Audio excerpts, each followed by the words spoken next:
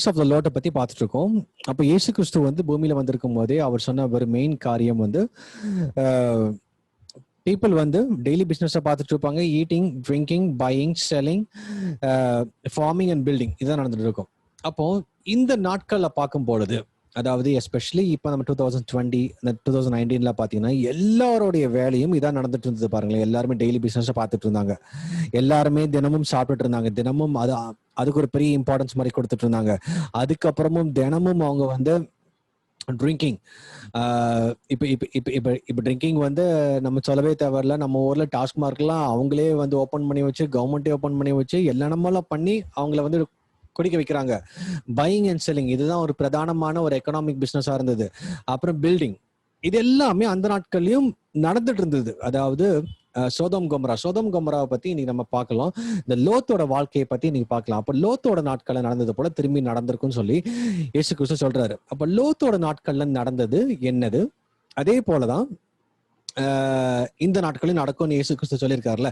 அப்போ நம்ம பார்க்கும்போது we will definitely understand அவரோட ஹிஸ்டரி நமக்கு புரிஞ்சதுன்னா, லோத்தோட வாழ்க்கையில் என்ன நடந்ததுன்னு சொல்லி புரிஞ்சிச்சுன்னா, then we will be aware நம்ம எதெல்லாம் பண்ணக்கூடாது நமக்கு நல்லாவே தெரிஞ்சிடும். அப்போ லோத்தோட வாழ்க்கையை பத்தி பார்க்கும் பொழுது, லோத்தோட வாழ்க்கை எங்க ஆரம்பிக்குதுன்னா ஆபிரகாமோட ஆரம்பிக்குது. ஆபிரகாம் வந்து the father of faith. Okay, விசுவாசத்தின் தகப்பனாக இருக்கிறார். எங்கன்னு பார்க்கும்போது ஆதியாகமம் 12:4. நான் கொஞ்சம் ஃபாஸ்டாவே போறேன் because we lost some time. Genesis 12:4 பார்க்கும்போது கர்த்தர் ஆபிரகாமுக்கு சொன்னபடியே அவன் புறப்பட்டு போனான், லோத்தும் அவனோட கூட புறப்பட்டு போனான். ஹல்லேலூயா. அப்போ வந்து லோத்துக்கு நல்லாவே தெரியும் தன்னுடைய அங்கிள் கிட்ட ஆண்டவர் பயங்கரமா பேசிட்டு இருக்காரு. மெய்யான தேவன் தான், அதாவது லோத்தோட அங்கிள் தான் ஆபிரகாம். அப்போ ஆபிரகாம்கிட்ட பேசிட்டு இருக்காரு. அப்போ ஆபிரகாம் சொல்லியிருக்காரு, நானும் என் மனைவியும் போறோம்பா, இந்த மாதிரி ஆண்டவர் சொல்லிட்டாரு, ஒரு இடத்துக்கு போக சொல்றாரு.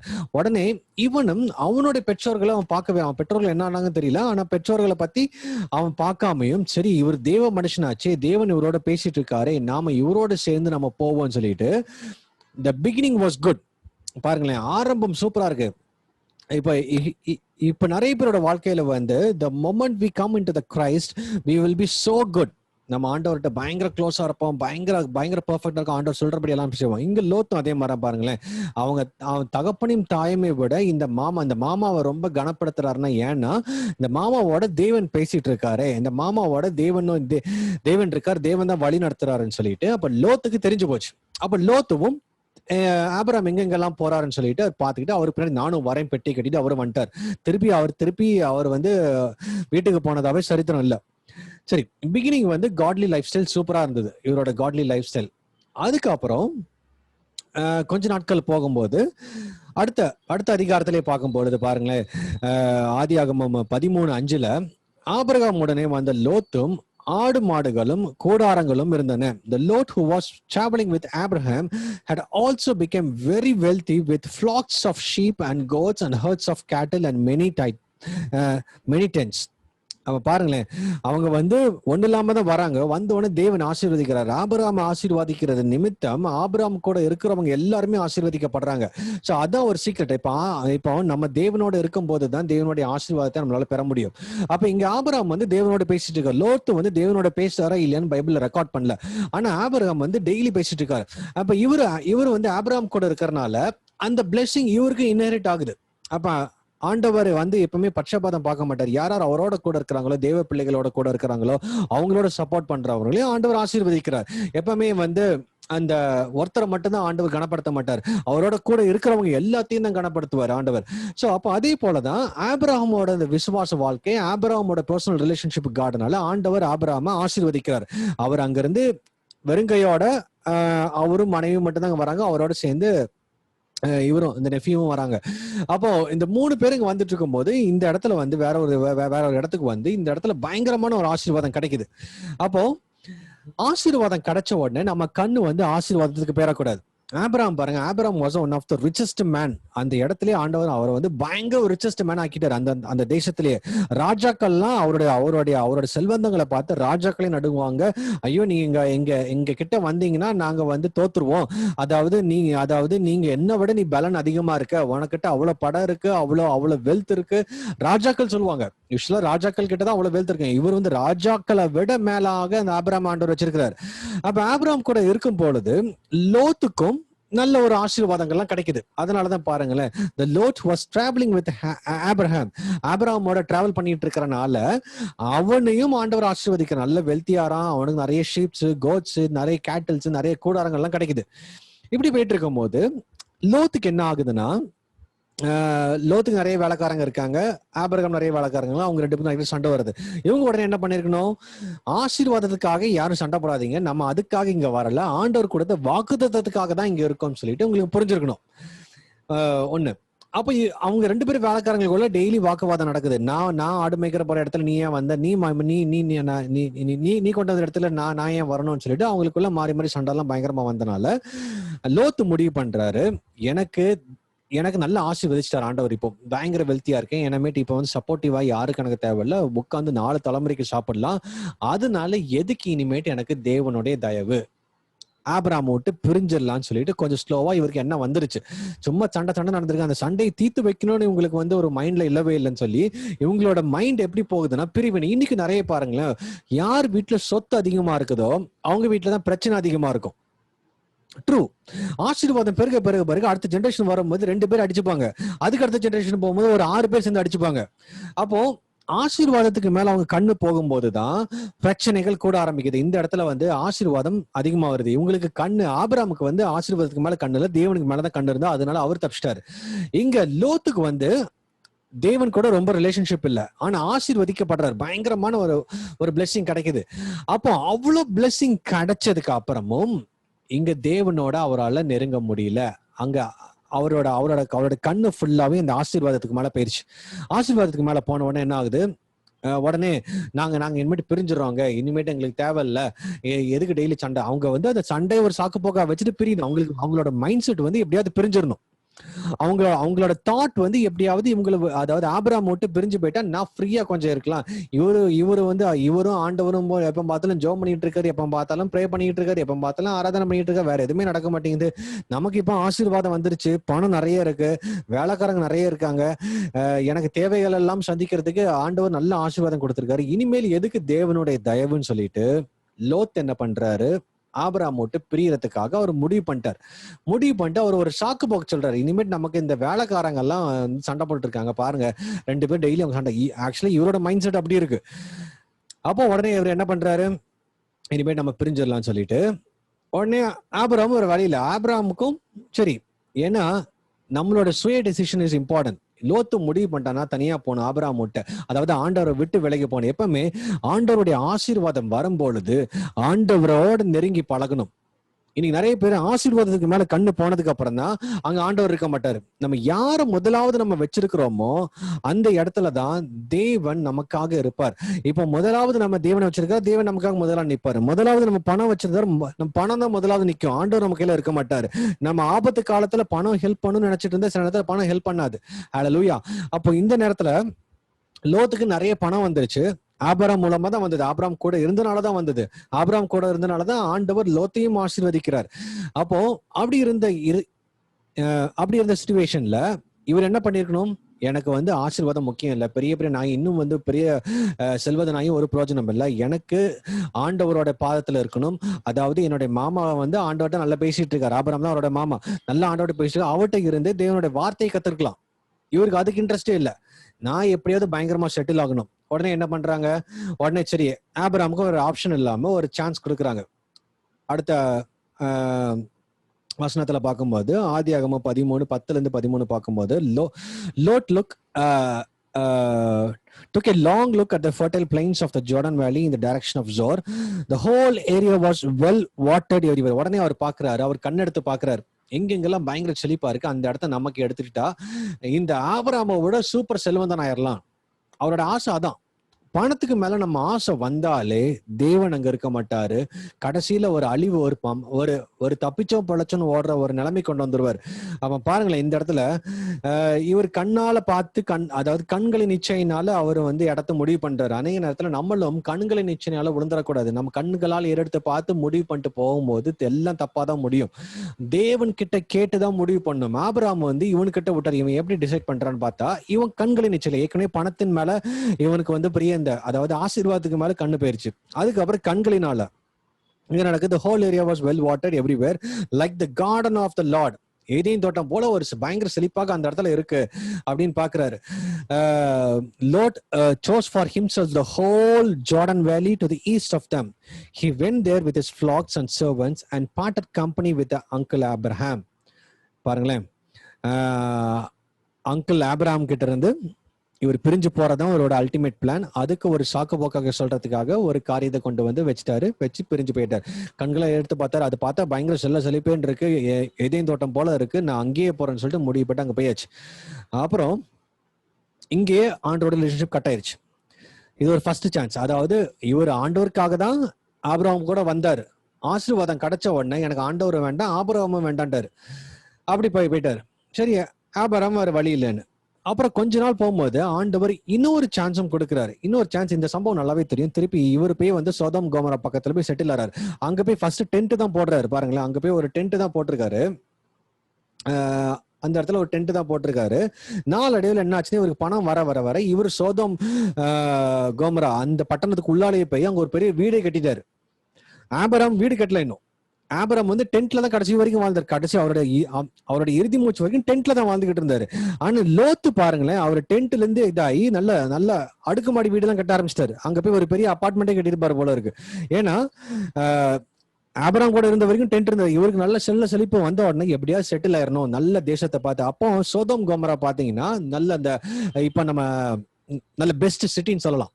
இப்ப நம்ம இந்த நியூயார்க்கோ அல்லது பெங்களூரோ அந்த மாதிரி ஒரு பெஸ்ட் சிட்டி. அங்குள்ள எல்லா ஃபெசிலிட்டிஸ் இருக்கு, எல்லா பப்பும் இருக்கு, என்ன வேணா என்ஜாய் பண்ணலாம், எல்லாமே அவைலபிளா இருக்கும். அங்க போய் செட்டில் ஆனா நமக்கு வந்து லைஃப் செட்டில்னு சொல்லிட்டு அவர் அப்படி ஒரு எய்ம்ல தான் அங்க போறாரு. யாரு? லோத்து. ஆபிரகாம் வந்து ஒரு பாவம் தனியா ஒரு வனாந்தரத்துல கிடக்குறாரு. அவர் டென்ட் தவிர வேற எதுவுமே அவரால் இருக்க முடியாது. இவரு வந்து நல்ல ஒரு வீடு கட்டிட்டாரு. உள்ளால போய் டென்ட்டோட தான் அங்க வெளியில போய் நின்று போனாரு. அதுக்கப்புறம் டெவலப் பண்ணி அங்க நல்ல ஒரு வீடு கட்டிட்டாரு. திருப்பி ஆண்டவர் ஒரு சான்ஸ் கொடுக்குறாரு. நீ இங்கே செட்டில் ஆகலான்னு பாக்குற, ஆனா திருப்பியும் ஒரு சான்ஸ் உனக்கு ஆண்டவர் கொடுக்குறேன்னு சொல்லிட்டு ஆண்டவர் என்ன பண்றாருன்னா, அப்போ அந்த இடத்துல ஒரு பெரிய சண்டை நடக்குது. அதாவது 4 ராஜாக்களும் 5 ராஜாக்களும் சண்டை போடுறாங்க. இந்த சம்பவம் எல்லாத்துக்கும் நல்லாவே தெரியும். ஒரு 4 kings versus 5 kings. அதுல 5 kings உள்ளவங்க தான் இந்த சோதம் கோமரா ராஜா எல்லாம் சேர்ந்து, அதுல 5 பேரும் இன்னும் ஒரு இடத்துல வந்து 4 ராஜாவும் சேர்ந்து சோதம் கோமராவை கேப்சர் பண்ணி அதோட சேர்ந்து இந்த லோத்தும் அவனோட உடைமைகளும் அவனோட மனைவிகளும் பிள்ளைகள் அவன்கிட்ட இருக்க எல்லா உடைமைகளையும் எடுத்துட்டு அவங்க போயிட்டாங்க அந்த ராஜாக்கள். அப்போ அதுல இருந்து ஒரு வேலைக்காரன் தப்பிச்சு வெளியில ஓடி வந்து ஆபிரகாம் கிட்ட சொல்றேன், இந்த மாதிரி உன்னோட நெஃப்யூவை இந்த மாதிரி இந்த 4 ராஜாக்கள் வந்து தூக்கிட்டு போயிட்டாங்க. சோதம் கோமரா ராஜாவையும் சேர்த்து அவனையும் சேர்த்து தூக்கிட்டு போயிட்டாங்க. உடம்படைகளை எல்லாம் அங்க இருக்குன்னு. உடனே ஆபிரகாம் வந்து இவன் நம்ம என்ன பண்ணிருப்போம், வேணும், நல்லா வேணும், என்னைய விட்டுட்டு போனால நல்லா அனுபவிக்கிட்டு பட்டாதான் தெரியும்னு சொல்லிட்டு நம்ம விட்டுருவோம். சோ அது வந்து தேவனுடைய இருதயம் கிடையாது. தேவனுடைய இருதயம் பாருங்களேன் ஆபிரகாமுக்குள்ள இருக்குது. என்னதான் அவங்க அவரை விட்டு பிரிஞ்சு போனாலும், ஏன்னா ஆபிரகாமுக்கு ஒரு பையன் கிடையாது அது வரைக்கும். அப்ப வந்து ஆண்டவர் வந்து அது வரைக்கும் ஆண்டவர் ஆசீர்வதிக்கல. அதுக்கப்புறம் தான் கர்ப்பத்தின் கனியெல்லாம் அந்த வாக்குத்தத்தெல்லாம் நிறைவேறுது. அப்போ லோத் வந்து ஒரு பையனை போலதான் ஆபிரகாமுக்கு இருந்தார். ஏன்னா அப்போ அவன் வந்து இந்த ஆசீர்வாதம் வந்த உடனே எனக்கு வந்து ரிலேஷன்ஷிப்பே வேண்டாம், ஆண்டவரும் வேண்டாம்னு சொல்லிட்டு போனவனை இவங்க உடனே இவனை வந்து கடத்திட்டு போயிட்டாங்கன்னு சொல்லி தெரிஞ்ச உடனே ஆபிரகாமால தாங்க முடியல. இவனோட பெஸ்ட் ஆர்மி, இவன்கிட்ட இருக்கிற பெஸ்ட் சர்வன்ஸை தூக்கிட்டு கொண்டு போய், அதாவது ஒரு 5 ராஜாக்கள் 4 ராஜாக்களோட மோத முடியல. பாருங்களேன், 5 ராஜாக்கள்னா 5 ராஜாத்துல உள்ள அவ்வளவு ஆர்மிஸ் சேர்ந்து வந்தும் 4 ராஜாக்களோட சேர்ந்து ஜெயிக்க முடியாம தான் இவங்க தோத்து போய் இதுல லோத்து போய் மாட்டிக்கிட்டான். லோத்தும் அந்த சேர்ந்து அந்த 5 ராஜாக்களும் மாட்டிக்கிட்டாங்க. அப்போ ஆபிரகாம் பாருங்களேன், ஆபிரகாம் இதயம் அவர் வேணா அப்படியே விட்டுருக்கலாம், நல்லா வேணும், அந்த அந்த அந்த பட்டணம் நல்ல மோசமான பட்டணம் தெரிஞ்சே, இந்த பாவமான பட்டணம் தெரிஞ்சே உங்களால போயிருக்கால, நல்லா வேணும், என்னை விட்டுட்டு போனாலும் நல்லா வேணும்னு சொல்லிட்டு நம்மளாம் விட்டு நம்ம உட்காந்துருப்போம். ஆனா இங்க ஆபிரகாம் அப்படி உட்கார்ல. ஆபிரகாம் தேவன் எனக்கு கொடுக்கப்பட்ட அந்த வாக்குத்தத்தம் நிறைவேறணும். அப்போ வந்து எல்லாத்தையும் அவர் ஈக்குவலா நேசிக்கிறார். அவருக்கு இருக்க அந்த ஹார்ட்டையும் ஆண்டவர் பாக்குறாரு. ஆபிரகாம் இருக்க ஹார்ட்டை. உடனே இவருக்கு இருக்கிற அந்த படைகளம் திரட்டி, இவருக்கு இருக்க சர்வன்ஸ் எல்லாம் திரட்டி அங்க போய் போராடி அடிச்சு உடைச்சு அதுக்கப்புறம் லோத்தை கொண்டு வராங்க. லோத்து கொண்டு வரையில மெல்கிஷேதேக்குன்னு ஒருத்தர் வராரு. அப்போ இவர் யாருன்னு பார்க்கும்போது சாலமன் ராஜா இவர் வந்து ஆக்சுவலி இயேசு கிறிஸ்துவா கூட இருக்கலாம். இயேசு கிறிஸ்துவோட அந்த ப்ரீகார்னேஷன், அவரோட அதாவது இந்த பூமியில வந்திருக்கும் போதுக்கு முன்னாடி வந்திருக்கிற சம்பவம். நம்ம இதை பத்தி இன்னொரு நாள் பார்க்கலாம். அப்போ லோத்து திருப்பி கொண்டு வரார். இப்பமாவது லோத்து சொல்லியிருக்கணும், லோத்து அவன் பிள்ளைகள்லாம் சேர்ந்து இனிமே நாங்க இங்கேயே இருக்கிறோம், எனக்கு வந்து அது முக்கியம் இல்லைன்னு சொல்லியிருக்கணும். ஆண்டவர் செகண்ட் சான்ஸ் கொடுக்குறாரு லோத்துக்கு. அப்ப கூட அவன் திருந்தல. எனக்கு வந்து எப்படினாலும் நான் இனிமேட்டு இங்கெல்லாம் இருக்க மாட்டேன், நீங்க எனக்கு காப்பாத்தி கொண்டு ரொம்ப தேங்க்ஸ்ன்னு சொல்லிட்டு அங்கிருந்து கிளம்பி திருப்பி அவன் பழையபடி இந்த சோதம் கோமரா அவன் வீட்டுல போய் செட்டில் ஆயிட்டு. அவனுக்கு தேவை அவனோட சொத்து. எஸ்பெஷலி லோத்தை விட அவன் மனைவி வந்து அவங்க வீட்டுல இருக்க சொத்துக்கு மேல பயங்கர ஒரு ஆசை. அதனாலதான் கடைசியில் என்ன ஆச்சுன்னு உங்களுக்கு நல்லாவே தெரியும். அப்போ செகண்ட் டைம் ஆண்டவர் சான்ஸ் கொடுக்குறாரு. செகண்ட் டைமும் யாரு நம்ம ஆளு லோத்து வந்து கேட்கவே இல்லை. எப்படிதான் காப்பாத்திட்டு வந்தாரு, நம்ம இனிமேட்டு இங்க ஃபெய்த்ஃபுல்லாவே இருக்கும், ஏன்னா ஒரு பையன் ஸ்தானம் அவரு, இங்க நம்ம ஃபெய்த்ஃபுல்லா இருக்கலாம்னு சொல்லிட்டு அவர் முடிவு பண்ணாலும் அவர் முடிவு பண்ணவே இல்லை. இருந்தாலும் நான் அங்கதான் இருப்பேன்னு சொல்லிட்டு கிளம்பி போயிட்டாரு. இதுக்கப்புறம் தான் அங்க உள்ள சோதம் கோமராவோட பாவங்கள்லாம் பெருகுது. Especially homosexuality. அங்க வந்து கோபம், ஏன் தேவனுடைய கோபாக்கினை பயங்கரமா வந்ததுன்னா ஹோமோசெக்சுவாலிட்டி. எப்பவுமே இந்த உச்சக்கட்ட பாவம் அடையும் பொழுது தேவனுடைய நியாய தீர்ப்பு விளங்குது, தேவனுடைய கோபாக்கினி விளங்குது. நோவோட நாட்களுக்கு முன்னாடியுமே அப்படிதான். அதுக்கப்புறமும் இந்த சோதம் கோமரா அந்த பட்டணம் வந்து வானத்துல இருந்து அக்னியும் கந்தகமும் விழுந்து எரித்து போட்டது. இன்னைக்கு அதோட இந்த ட்ரேசஸ்லாம் நீங்க கூகுள்ல போய் பாத்தீங்கன்னா சோதம் கோமரான்னு டைப் பண்ணி பாத்தீங்கன்னா நிறைய டாக்குமெண்ட்ரி வீடியோஸ் இருக்கும். ஈவன் அங்க இருக்கிற மண்ணு ராக் முதல் எரிஞ்சு சாம்பல் மாதிரி இருக்கு. அவ்வளோ ஒரு ஹாட். நம்ம அந்த வல்கனோ வந்தா கூட அந்த அளவுக்கு வந்து டிஸ்ட்ராய் பண்ணாது. பட் வானத்துல இருந்து வந்து விழுந்த அந்த சல்ஃபர், அந்த பிரிம்ஸ்டோன் எல்லாமே சேர்ந்து இவங்க எல்லாம் எரிஞ்சு எல்லாம் சாம்பல் மாதிரி இருக்கு. ஒரு சின்ன புல்லு கூட முளைக்க முடியாது, ஒரு சின்ன வீடு கூட, ஒரு டென்ட் கூட யாரும் கட்ட முடியாது. வெறும் சாம்பலான பட்டணமா இருக்கு. அப்போ அதுக்குள்ள மெயின் ரீசன் என்னன்னா சோதம் கோமரால இருந்த அந்த ஹோமோசெக்சுவாலிட்டி. இன்னைக்கும் பூமியில இந்த ஹோமோசெக்சுவாலிட்டி வந்து தலை விரித்தாடி கொண்டிருக்கு. சில கண்ட்ரில அது லீகல் ஆக்கிட்டாங்க. ஸோ மேக் ஷுர் அந்த என்னைக்கு லீகல் ஆக்குனீங்களோ அன்னைக்கு தேவனுடைய கோபாக்கினே வந்து கண்டிப்பாக இறங்கும். இது வந்து பிப்ளிக்கல். இது வந்து தேவனுடைய லாக்கு அகெயின்ஸ்டாக போகுது, தேவனுடைய கிரியேஷனுக்கு அகெயின்ஸ்டாக யார் நம்ம போகும்போதுதான் தேவனுடைய நியாய தீர்ப்பும் தேவனுடைய கோபாக்கினியும் வருது. மேபி அவருடைய கிருபையினால கொஞ்ச நாள் பாதுகாத்துக்கிட்டு இருக்காரு. But we have to be get rid of all these kind of sins. அப்போ இந்த இடத்துல லோத்துக்கு நல்லாவே தெரியும் சோதம் கோமரா நடக்கிற காரியங்கள். அங்க வந்து பயங்கர மோசமான பாவங்கள் இருக்கு. ஆனா இருந்தாலும் அவனால அங்கிருந்து வெளியே வர முடியல. ஏன்னா செட்டில் ஆயிட்டான், நல்ல ஒரு வீடு கட்டிட்டான், நல்ல வசதியா வாழ்ந்துட்டான், எல்லாம் செட்டில் ஆயாச்சு. இனிமேட்டு எப்படி நம்ம பிள்ளைங்கெல்லாம் நல்லா வளர்த்தாச்சு, நல்ல அதாவது இங்க நமக்கு எல்லாத்துக்கும் தெரியும். அப்படி தெரிஞ்சும் இந்த இடத்துல பாருங்களேன், அவர் வந்து வீட்டுல உட்கார்ந்துருக்க முடியாம, அதாவது அந்த இடத்துல உட்கார்ந்துருக்க முடியாது, பட்டணத்துக்கு வெளியில வந்து ஒரு நாள் காவல் காத்துக்கிட்டு இருக்காரு. அப்படி சும்மா உட்காந்துருக்காரு. ஏன்னா பட்டணத்துக்குள்ள அவ்வளவு மோசமான பாவம் நடந்துட்டு இருக்குது. அவ்வளவு மோசமான பாவம்னா வீட்டுல இருக்க முடியும். அப்ப அவன் என்ன பண்ணிருக்கணும்னா, இனிமேல் என்னால இங்க இருக்க முடியாது, காலி பண்ணிட்டு ஆபிரகாமோட வந்திருக்கணும். அப்ப இவனுடைய கண் எல்லாமே அந்த ஆசீர்வாதம், அந்த பிசினஸ், அந்த காரியம் மட்டும் இருந்தனால அங்க பாவம் இருந்தாலும் பரவாயில்லன்னு சொல்லிட்டு அவன் அங்கேயே உட்கார்ந்துட்டு இருந்தான். அல்லேலூயா. பட் இருந்தாலும் பாருங்க, அந்த லோத்தோட ஹார்ட் வந்து கொஞ்சம் ஓகேவா இருந்தது. ஆனா மனைவி எல்லாம் வீட்டுல இருந்தாங்க. அந்த லோத்து மட்டும் கிளம்பி ஒரு நாளைக்கு அந்த சிட்டிக்கு வெளியில, அந்த கேட்டுக்கு வெளியில உட்கார்ந்துருக்கிறாரு. அப்பந்தான் வந்து 2 தூதர்கள் வராங்க. அந்த சோதம் கோமரா அழிக்கிறதுக்கு முன்னாடி அந்த 2 தூதர்கள் வரும்போது இவன் அந்த சிட்டி கேட்லயே இவன் அவங்க 2 பேரும் சந்திச்சு அதுக்கப்புறம் வீட்டுக்கு கூட்டிட்டு போறான். அந்த சம்பவங்கள்லாம் உங்களுக்கு நல்லாவே தெரியும். வீட்டுக்கு கூட்டிட்டு போறாங்க. அதுக்கப்புறம் அன்னைக்கு நைட்டே வந்து ஹோமோசெக்சுவாலிட்டி பண்றதுக்காக அங்குள்ள மக்கள் எல்லாமே திருப்பி லோத்தோட வீட்டுக்கு வராங்க. அந்த தூதர்களை வெளியே அனுப்புங்கிறாங்க. இவர் வந்து காப்பாத்துறாரு. என்னோட பொண்ணை வேணா தரேன், ஆனா இந்த வந்திருக்கிற இந்த விருந்தாளிகளை நீங்க ஒண்ணும் பண்ணக்கூடாதுங்கிறாங்க. அவங்க கேட்கவே இல்லை. அதுக்கப்புறம் உடனே இந்த ஃபைனல் வார்னிங் கிடைக்குது. உடனே அன்னைக்கு காலையில விடியறதுக்குள்ளேயே சோதம் கோமரா அழிக்கப்படும் அப்படின்னு சொல்லிட்டு இதெல்லாமே தெரியும். அப்போ ஆண்டவர் அங்க அந்த இடத்துல அழிக்கிறதுக்கு முன்னாடி அப்போ ஆண்டவர் கிருபை இறங்கி வராரு, காப்பாத்த வராரு. அப்போ ஒரு கமாண்ட் அங்க கொடுக்குறாரு பாருங்களேன். நீங்க வந்து அந்த மலைக்கு ஏறி ஓடி போயிருங்க. இப்ப நான் வந்து வானத்துல இருந்து ஒரு பெரிய அக்னியும் கந்தக மலையும் வரப்போகுது. இந்த பட்டணம் வந்து ஒண்ணு இல்லாம அழிஞ்சிரும். So you should not suppose to turn back. ஏன்னா இவங்க வந்து பயங்கரமா செட்டில் ஆயிட்டாங்க. நல்ல கோடி கணக்குல வீடு கட்டி வச்சு நல்லா செட்டில் உட்கார்ந்துருக்காங்க. அப்போ அப்போ ஆண்டவர் நல்லாவே தெரியும் அந்த ஃபைனல் டெஸ்ட்ல அவங்க தப்பிக்கணும். அந்த ஃபைனல் டெஸ்ட் வந்து என்ன டெஸ்ட்னா நோ டர்னிங் பேக். ஜெனிசிஸ் 19:17, ஆதியாகமம் 19:17 அதுல பாத்தீங்கன்னா, அவர்கள் வெளியே கொண்டு போய் விட்ட பின்பு அவர் உன் ஜீவன் தப்ப ஓடிப்போ, பின்னிட்டு பாராதே.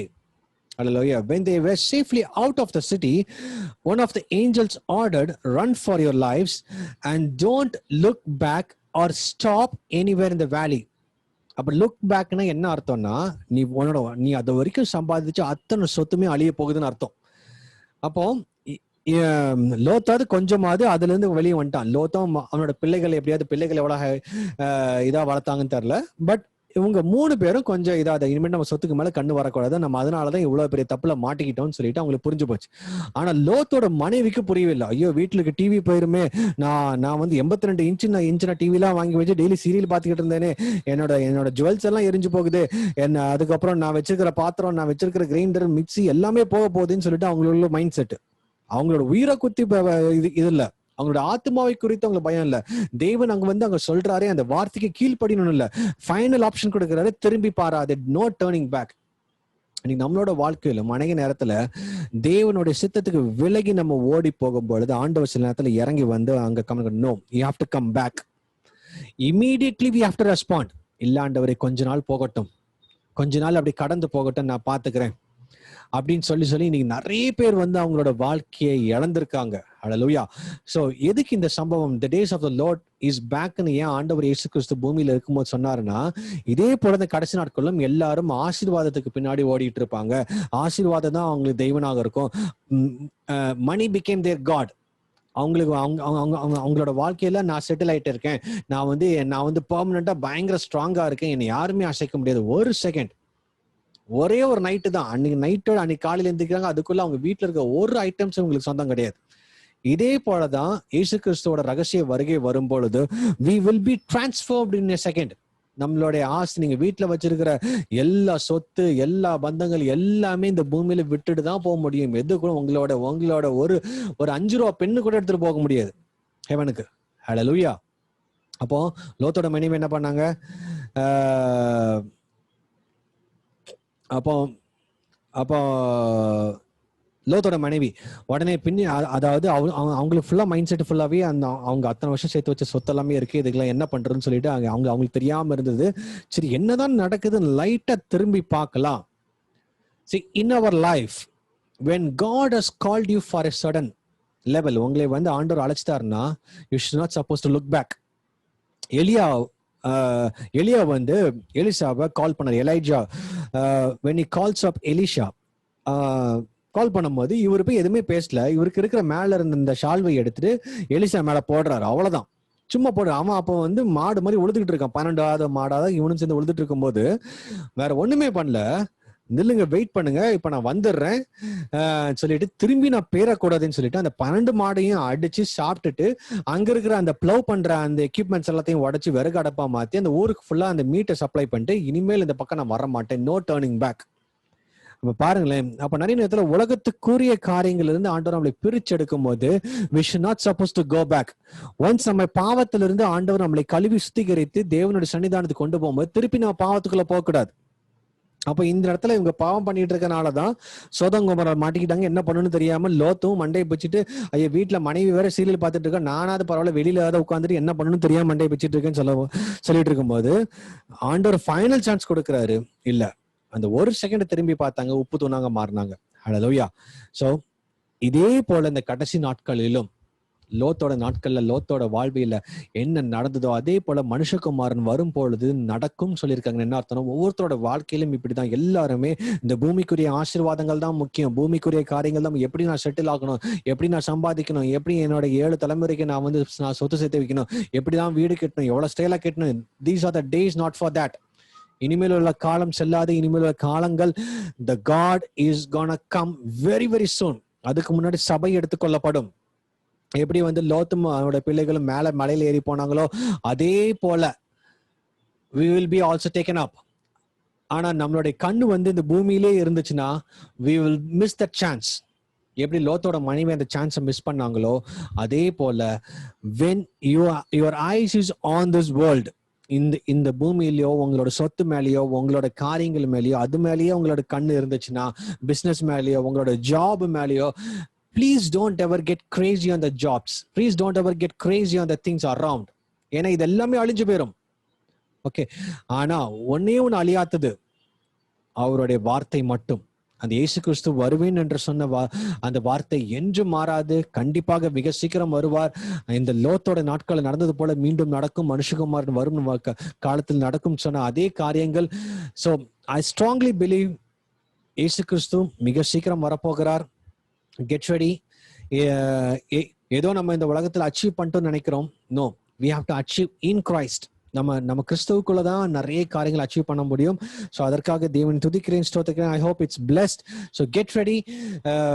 எவ்ரி டைம் நம்ம ரெடியா இருக்கணும். எப்படி ரெடி ஆகுதுன்னா, இந்த பூமிக்குரிய காரியங்களை இந்த கண்களில் இருந்து நம்ம எடுத்து தேவனுக்கு நேராக நம்மளோட சிந்தனை திருக்கணும். Yes, blessings are good. Abraham ஆசீர்வதிக்கப்பட்டார். ஆபிரகாம் லோத்தை விட பயங்கர பணக்காரனாக தான் இருந்தார். பட் இருந்தாலும் ஆபிரகாமோட கண்ணு அந்த ஆசீர்வாதத்துக்கு மேல இல்ல. That's why he was saved. He was protected. Okay, நீ என்ன எடுத்துட்டு போனாலும் எடுத்துட்டு போ, என்ன பண்ணாலும் பண்ணிட்டு போ. பட் அவருடைய கண்ணு ஆசீர்வாதத்துக்கு மேல இல்ல. நமக்கு கொடுத்தப்பட்ட ஆசீர்வாதங்களுக்காக நன்றி. But don't keep your eyes over that blessings. அப்ப அந்த பிளெஸிங்ஸ் மேல நம்ம கண்ணு இருக்கும் பொழுது ஆண்டவரை நம்ம விட்டுருவோம், ஆண்டவரை மறந்துருவோம். எப்படி லோத்தோட நாட்கள்ல தன்னுடைய மனைவி இந்த வீடை விட்டு வர முடியாம இருந்த ஒரு சூழ்நிலையிலும் ஒரு ஃபைனலா ஒரு சான்ஸ் கொடுத்தாரு. அவங்க திருந்தல, கடைசி உப்பு தூணாக மாறினது போல we should not miss the chance by looking at the things around. இயேசு கிறிஸ்து வரும்பொழுது, ரகசியமாக வரும்பொழுது சபை எடுத்துக்கொள்ளப்படும். there will be a rapture. அப்போ அந்த நாட்கள்ல நம்ம பூமியிலேயே நம்ம பார்த்துட்டு இருக்கும்போது அந்த ராப்சரை மிஸ் பண்ணிடுவோம். Okay, so shift your eyes to heaven, shift your eyes to God. அவர்தான் உங்களுக்கு பிரதானமா இருக்கிறோம். blessings are good, but don't look at the blessings. Okay, with this I want to conclude. So I hope it's blessed to everyone. Please do share this video with your friends. ஏன்னா அவங்களும் ஆயத்தமாகணும். இயேசு கிறிஸ்து வருகை மிக சமீபமாக இருக்கிறது. These are the days that we have to proclaim the gospel to the ends of the world so that everyone should know the truth. எதுக்குன்னா அவர்களும் அழிந்து பெறக்கூடாது. லோத்தோட மனைவி போல அவர்களும் தங்களுடைய வாழ்க்கையை விட்டு, அதாவது இந்த பூமியிலே அவங்களுடைய கண்களை வைத்து தேவனை இழந்துடக்கூடாது. ஹல்லேலூயா. So may God's name alone be glorified. Let's close our eyes. Loving Heavenly Father, we thank you so much for this wonderful day. ஆண்டவரே, இந்த worship and word எங்களுக்கு ஒரு சீரிஸை கொடுத்திருக்கீங்க, அதற்காக நன்றி. அப்பா, ஒவ்வொரு சாட்டர்டேவும் இதே போல நாங்கள் கூடி வர எங்களுக்கு கிருபை கொடுங்க தகப்பனே. உங்களுடைய வருகை ஒவ்வொரு நாளும் தாமதிக்குமானால் தேவனே, உங்களுடைய சன்னிதானத்தில் நிற்க எங்களுக்கு கிருபை கொடுங்க தகப்பனே. ஆண்டவரே, இன்னும் அதிகமான வார்த்தை எங்களோட நீங்க பேசுங்க. ஒவ்வொரு சாட்டர்டேவும் நாங்கள் ஆயத்தத்தோடு இருந்து உம்மை ஆராதிக்கவும் வார்த்தையை கேட்கவும் எங்களுக்கு கிருபை தாங்க தகப்பனே. உங்களுடைய சமூகத்தில் எங்களை தாழ்த்துகிறோம். உங்களுடைய நாமம் மகிமைக்கென்று நாங்கள் ஒவ்வொருத்தரையும் ஆசீர்வதிக்கிறோம் தகப்பனே. ஆண்டவரே, மேலான ஆசீர்வாதத்தினால் உங்களை நிரப்புங்க. பூலோக ஆசீர்வாதங்கள் மட்டுமல்ல, the blessings from heaven, Lord Jesus. உம்முடைய ஆசீர்வாதம் மட்டுமே அவங்களுக்குள்ளாக வரட்டும். உம்மை அறிகின்ற அறிவில் அவர்கள் வரட்டும். உம்முடைய நாமத்தை அறிந்தவர்களாக அவர்கள் முன்னேறட்டும். உம்மோடு நெருங்கி பலர்களாக அவர்களை வாஞ்சிக்க கிருபை கொடுங்க தகப்பனே. இதை பார்த்து கொண்டிருக்கிற கேட்டுக்கொண்டிருக்கிற ஒவ்வொருத்தரையும் இயேசுவின் நாமத்தில் அவங்களை நீங்க பலப்படுத்துங்க தகப்பனே. அவங்களோட ஆவிக்குரிய ஜீவியம் பலப்படட்டும். கிறிஸ்துவுக்குள்ளான உள்ள இந்த ரிலேஷன்ஷிப்பை பலப்படுத்துங்க. எல்லா தடைகளும் இயேசுவின் நாமத்தில் மாறட்டும் ஆண்டவரே. அவங்களுக்கு விரோதமாக இருக்கிற எழும்பிக் கொண்டிருக்கிற எல்லா பொல்லாத கிரியைகளும் இயேசுவின் நாமத்தில் மாறட்டும் ஆண்டவரே. ஆண்டவரே, இப்பொழுதே நாங்கள் பேசுகிறோம். இப்பொழுதே உம்முடைய மகத்துவமான வார்த்தைகளை கொண்டு ஒவ்வொருத்தரையும் பலப்படுத்துவீராக ஆண்டவரே. அப்பா, இதுவரைக்கும் எந்தெந்த பாவங்கள் அவங்களோட வாழ்க்கையை அப்பா பிடிச்சு கொண்டிருக்கிற, மேற்கொள்ள முடியாமல் தவித்துக் கொண்டிருக்கிறார்களோ, இந்த நேரத்துல பாவத்திலிருந்து ஒரு விடுதலை, சாபத்திலிருந்து ஒரு விடுதலை, அப்பா எந்த ஒரு இந்த உலக பிரகாரமான காரியத்திலிருந்து ஒரு விடுதலை கிடைக்கும்படியாக ஜெபிக்கிறேன் கர்த்தாவே. பரிசுத்த ஆவியானவரே, உம்முடைய கிருபை இருக்கட்டும். பரிசுத்த ஆவியானவர் ஒவ்வொருத்தருக்குள்ளாக தங்கி வழி நடத்தும்படியாக ஜெபிக்கிறோம். மாம்சமான யாவர் மீதும் என் ஆவியை ஊற்றுவேன் சொன்னீங்க. இதை பார்த்து கொண்டிருக்கிற ஒவ்வொருத்தர் மீதும் இதோ இந்த நேரம் பரிசுத்த ஆவியானவர் இல்லை என்றால் இயேசு கிறிஸ்துவின் நாமத்தில் Lord, let them receive the Holy Spirit right now. இந்த டெக்னாலஜிஸ் மூலமாக ரிசீவ் ஆகட்டும். அவங்க இருக்கிற இடத்துல இருந்து அந்நிய பாஷைகள் பேசட்டும். இருக்கிற இடத்துல இருந்து தேவனை மகிமைப்படட்டும். பரிசுத்த ஆவியானவருக்குள்ளான அந்த ரிலேஷன்ஷிப்குள்ள வளரட்டும் ஆண்டவரே. எல்லா தடைகளும் மாற்றுவீராக. உங்களுடைய கருத்துக்களை ஒப்புக் கொடுக்கிறோம். குறிப்பாக இந்த பேண்டமிக்ல இருந்து எங்களை விலக்கி பாதுகாத்துக் கொள்ளும். அப்பா, நாங்க செய்கின்ற ஒவ்வொரு காரியங்களையும் நீங்க பொறுப்பெடுத்துக் கொள்ளுங்க. அப்ப நீங்க ஒருவரே ஆண்டவரே. இந்த கடைசி நாட்களில் எங்களை பாதுகாக்க முடியும். உம்முடைய கிருபை எங்களோட கூட இருக்கட்டும். பரிசுத்த ஆவியானவருடைய துணை எங்களோட கூட இருக்கட்டும். உம்முடைய கரத்துக்குள்ள எங்களை ஒப்புக் கொடுக்கிறோம். சகல துதிகான மகிமை மாட்சிமையில உமக்கே செலுத்துகிறோம். இயேசு கிறிஸ்துவின் நாமத்தில் ஜெபிக்கிறோம் ஜீவனுள்ள பிதாவே, ஆமென் ஆமென். என் ஆத்துமாவே கர்த்தரை ஸ்தோத்திரி, என் முழுவதுமே பரிசுத்த நாமத்தை ஸ்தோத்திரி. என் ஆத்துமாவே கர்த்தரை ஸ்தோத்திரி, கர்த்தர் செய்த சகல உபகாரங்களை மறவாதே. ஆமென் ஆமென் ஆமென். ஹalleluya, hallelujah. What an amazing God.